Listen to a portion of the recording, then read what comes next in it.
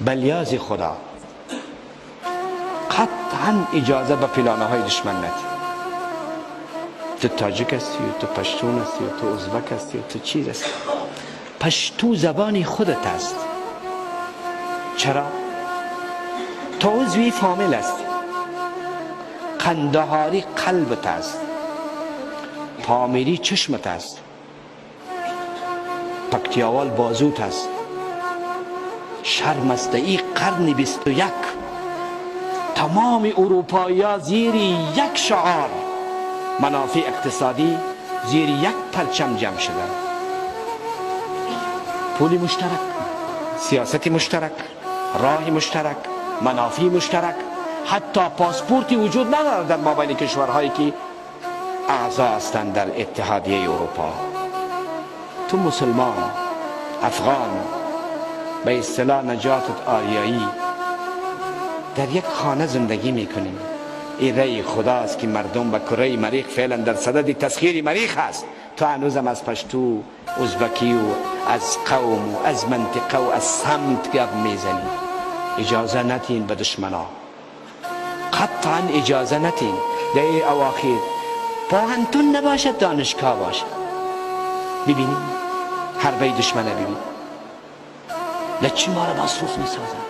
از برای خدا و قرآن از این فکر نمی شود که از این پوهنتون چی فارغ شود تا از دین و ثقافت و فرهنگ من ما خودت دور نگاه کنیم. متوجه باش لچی چیز مصروف من میسازن. به کلمه پوهنزی و دانشگاه. عقل سیکو و عقل ما و خودتم چرای طور شود چرای طور نشود. از احساسات و احساسات نامش غیرت منده ما و خودت. جهل نامش قهرمان، ملت قهرمان افغانستان. ما به این کلمه مخالف است. قهرمانی گوری سرش است. ژاپن با افغانستان یک روز استقلال خود گرفت. امروز ژاپن به کجا رسید؟ و ما هنوزم گدایگر، ذلیل، در بدر، محتاج، خاک بسر. من همیشه مثال میتونم، یک مثل یک تابوتی است که مردم بالاش تجارت میکنن. تابوت بالا میکنه، یک چند نفر یک چند قدم که بر خلق خدای ده پارش چنده وکای چی دقیقا مری خخ کو.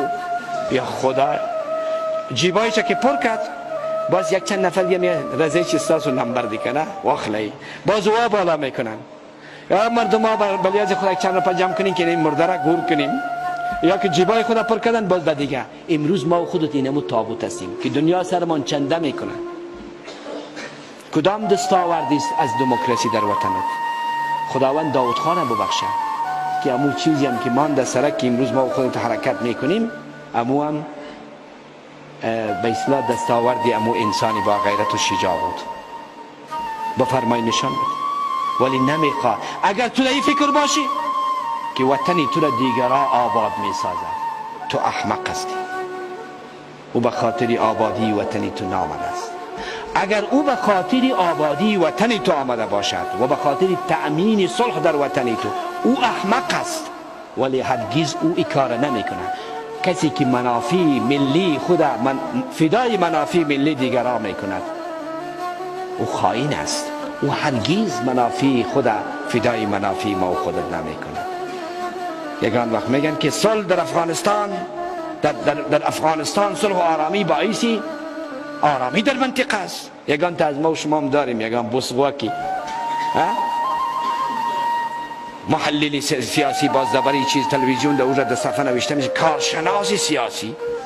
این کارشناس یگان تش تفسیر میکند آرامی در افغانستان، صلح در افغانستان باعث آرامی در کل منطقه است. بد کرده.